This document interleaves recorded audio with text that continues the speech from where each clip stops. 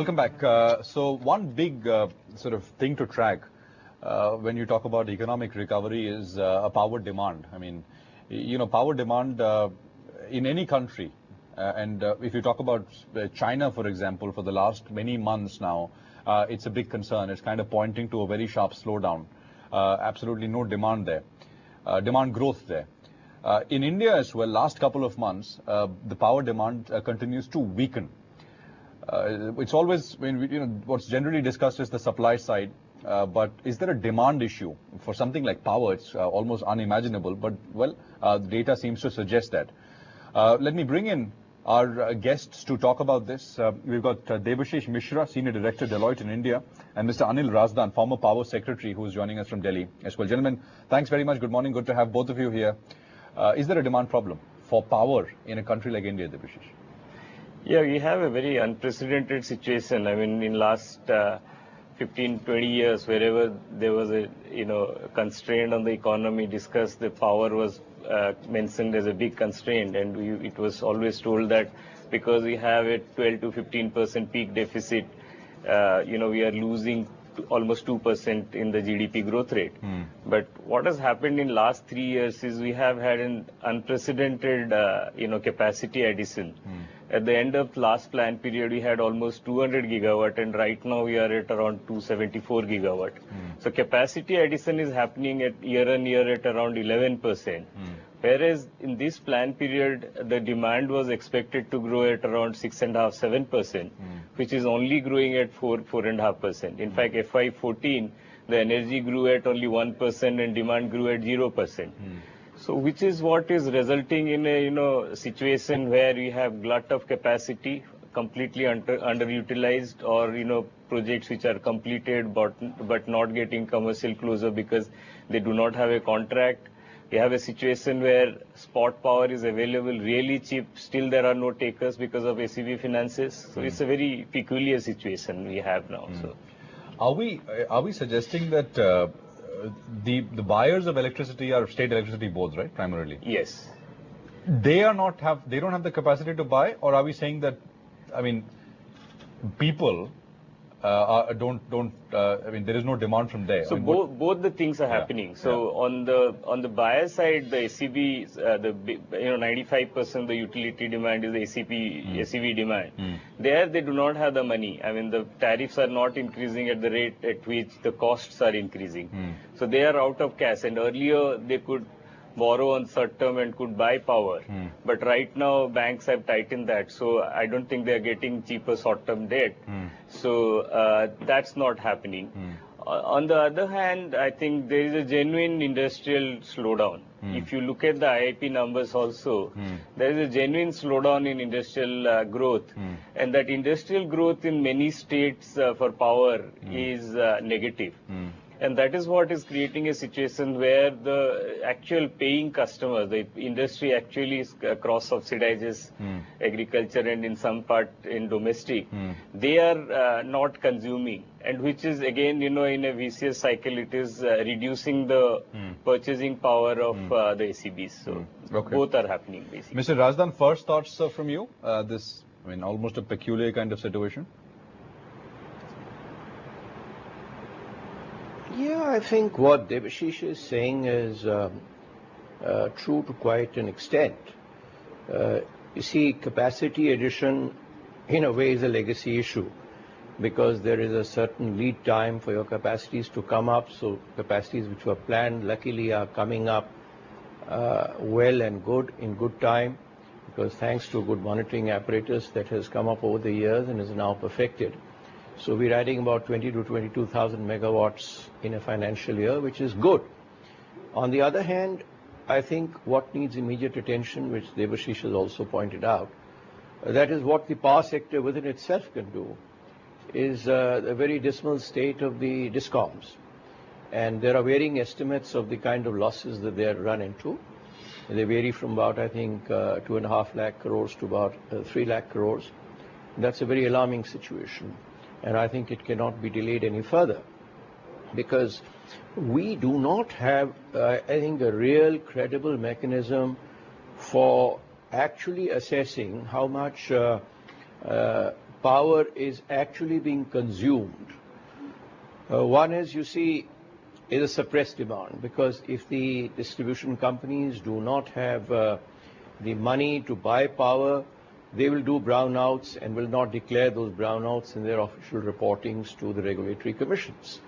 And some of the figures that I see in some of the states are very low energy shortage or peaking shortage figures seem to confirm my belief that we have to build in a more credible mechanism by which we know at a centralized place how much power is actually being browned out. And at the same time, you see diesel sets could be more in operation. What do you mean when you say power being browned out, sir? Dropped. Browned out means unscheduled power cuts, not blacked out totally, but you have say half an hour, 1 hour power cut in one locality, one the other. These are essentially either your capacity of not being able to buy that much power that you need. Second is your transformation capacity in the substation end. That's the subtransmission end is weak.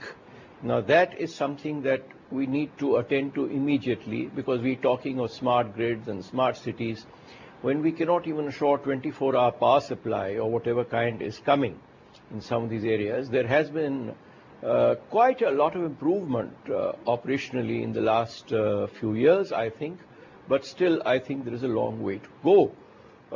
One figure that is disturbing is, you see, that the falling PLF of the generating plants. In fact, the figure of the productivity index of a generating plant, that is billion units generated upon the gigawatt capacity, that is beginning to fall, which is obviously a sign that power is idling or is not being produced.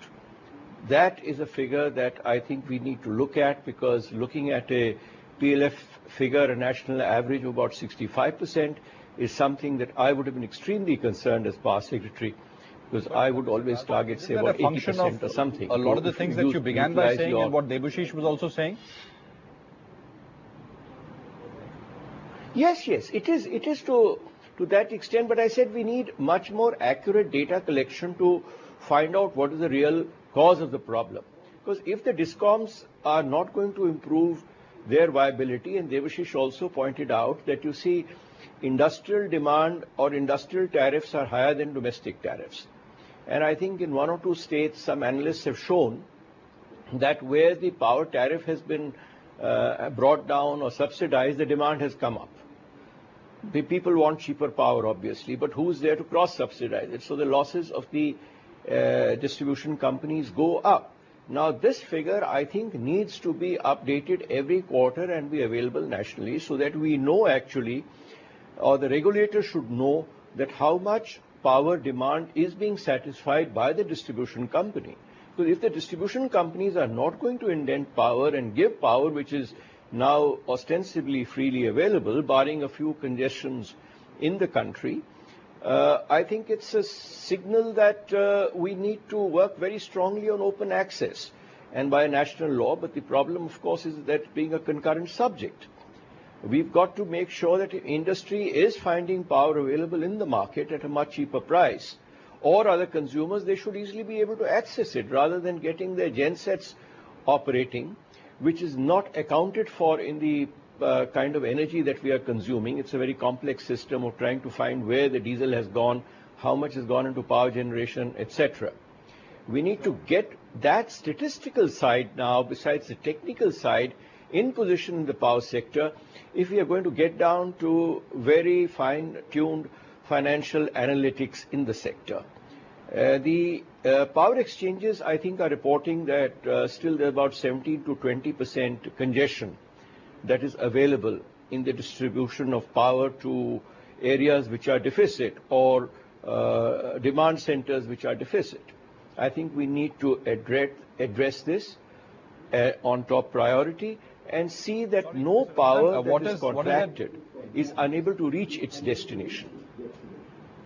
No, what is that 17% figure, sir? Can you briefly explain that? Hello?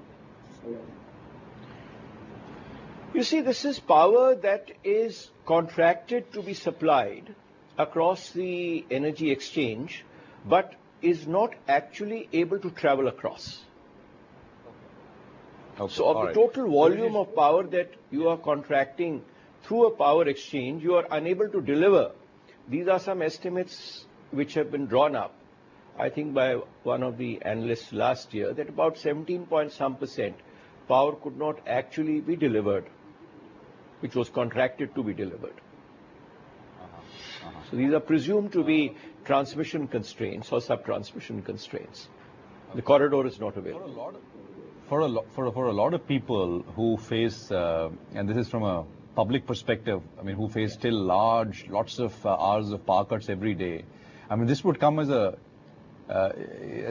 shock. I mean, if they came across some of this data, that, I mean, there is no demand. I mean, it sounds very, very ridiculous.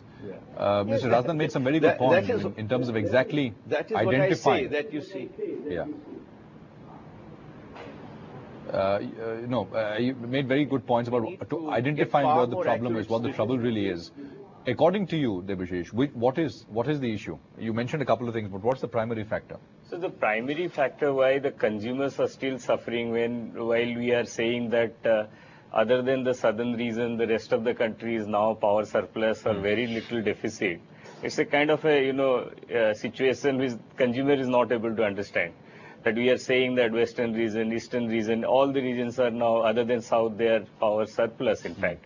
Whereas, you ask any consumer in semi-urban or rural area, they are still having 6 hours, 8 hours, some places 12 hours of power cut.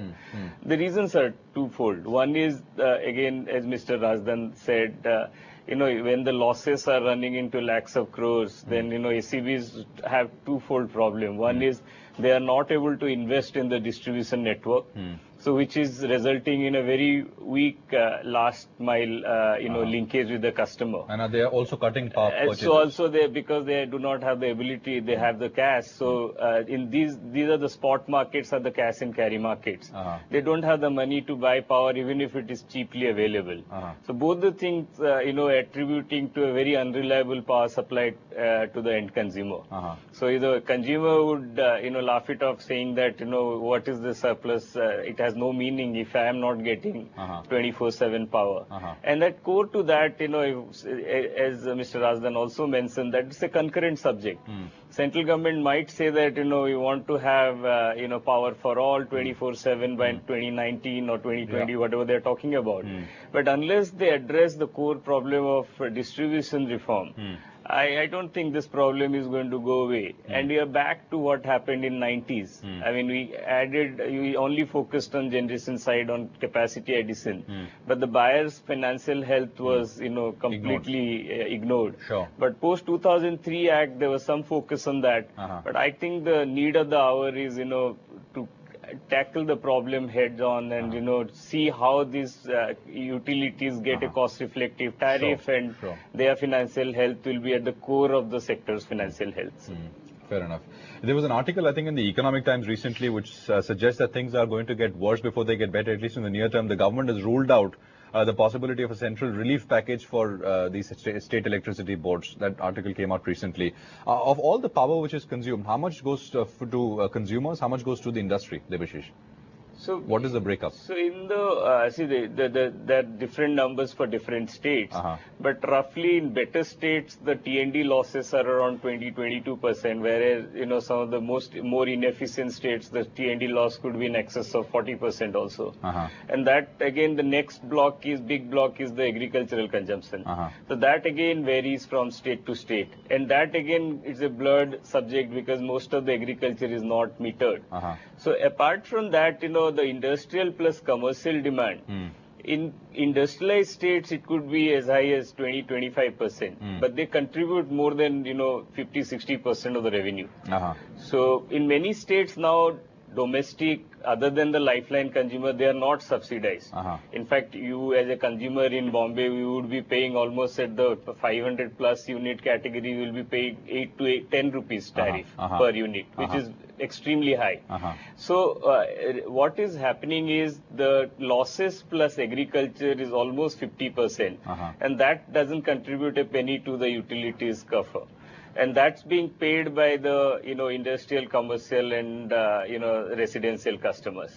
That's what is creating an anomaly where the industrial tariffs in many states, in many industrialized states like Maharashtra, Gujarat, they have reached, 8 rupees, 9 rupees. Industry is, not able to pay more than that. So you have reached a limit there. How much can you increase? Whereas, 2003 Act said that increasingly, you would bring down cross subsidy. Because of many reasons, it has not happened. But beyond this point, industry is going to, not consume. They're going to go captive route. They're already, a lot of them have migrated to captive, which is again a, vicious cycle where the utility loses a good consumer who is cross-subsidizing its, subsidized category. Yeah. Okay. So then utility is only stuck with consumer who needs subsidy. And many state governments do not provide cash subsidy. So that's where the accumulated loss problem is coming and, utilities are in a dire, financial distress. If these were, private companies, all of them would be bankrupted, long back and would be declared bankrupt. So, Okay. Is there a price problem, Mr. Razdan? The power prices are too high. You got an industry slowdown. That's very, very clear. There's no question about it. And on top of that, price itself, the price of power itself, because of whatever reason, cross subsidy, etc., is also very high, especially in the industrialized states, Gujarat, Maharashtra, Tamil Nadu, etc. You see, that's a very relevant point. I am one of those who, as Power Secretary, also encouraged captive power with the larger industry so that they're independent and, their energy costs come down. Because I feel that for industry to be competitive, the tariffs have also to be competitive, and it's an input cost. They've got to compete internationally today, and they must have reliable power. If they start building up backup power in the name of diesel gensets, etc., it all adds up to the cost. And that, I think, we have to understand and avoid, because the state distribution companies cannot also keep killing, or tightening the noose around the golden goose. So they've got to be very careful on that count. And I think we need 100% metering. This has to become a law that nobody can be supplied power without a working meter. And if the staff is supplying power, I think they themselves ought to be booked. There's a lot of talk about agriculture tariff, you see. Now, this is a huge distortion, a multidisciplinary distortion, I would say. See, farmer doesn't need electricity, he needs water. And where surface water is not available, he's got to go for groundwater, and groundwater tables are gradually falling. So he needs a higher kind of a motor machine to pump that power out. And on the water side, I think it's more politics-ridden than power. It's a hidden story about to break open for many years, I would say, because we do not price water. In many states, irrigation water is free. So on the one hand, you have a farmer who is banking on surface irrigation canal water, and he's virtually getting free water. The price of the commodity is the same. And on the other hand, even if power tariff is highly subsidized, he's got to install deep bore tube wells, which may cost anywhere between 3 to 6 to 8 lakhs. So that is a distortion that we have to sort out someday. Because if we want to raise the agriculture tariff, we must price water as such from the irrigation systems. That's a huge political issue waiting to get our attention. The other point I think that is being made is about, I think we need to bring in some degree of competition. In some distribution circles, some competition from the supplier that you can choose is coming about. I think all this will need a separation of carrier and content, which will mean that there has to be a very adequate transmission, sub-transmission distribution system that is available. On the extra high voltage transmission, this separation is perfectly there. The transmitter cannot be a distributor. But on the sub-transmission and virtually the distribution end, this mixture is there. So outside power cannot flow in also, and we are unable to give the consumer a choice to move to a better system, and also the power, traded power, can also move in. But it will entail a fair degree of investment, and it will also require political will to change the law, to bring about competition. There will be an element of people in our society who will need a minimum level of subsistence, and that subsidy has to come from the state government concerned. It is a political necessity. It has to be done and must be done to ensure social justice and inclusive growth. But it has to be done clearly as a subsidy, subvention directly by the state concerned and not by the commercial entities. Because power, any a source of water which is handled by an entity, an industrial entity, all these have to get a proper pricing. And wherever subsidy is required through taxation and other revenues, this must be provided by the state government concerned. And last of all, I think the regulators, who are today virtually the administrators of a power system, need to be far more proactive and ensure that consumers are getting the quality of power that they deserve. And their role should not be confined only to setting a tariff and then forgetting about the quality of supply. You know, people like us in Bombay, Debasish, you'd agree we get good quality power, but we pay too much, right? Yeah. So there is that issue, of course, which we spoke about as well. All this, by the way, is happening even as Coal India produces more and more coal every month. So there is a fair bit of coal. I mean, just think about same time last year, we were talking about grid collapsing and power shortage and blackouts and things like that. And none of that this time around for reasons that we discussed. Thank you very much, both of you. Debasish and Mr. Razdan coming in. Great speaking with both of you, sirs. Appreciate it. Let's take a quick break here. And I think we'll be back in time for the Reliance Industries AGM, where the focus, of course, is not oil, not petchem, not retail certainly, or exploration. It's telecom. Reliance Jio plans as far as the launch at Reliance Jio goes. That very much in focus. We'll be cutting across to that speech by Mr. Ambani, Chairman Reliance Industries, when we return.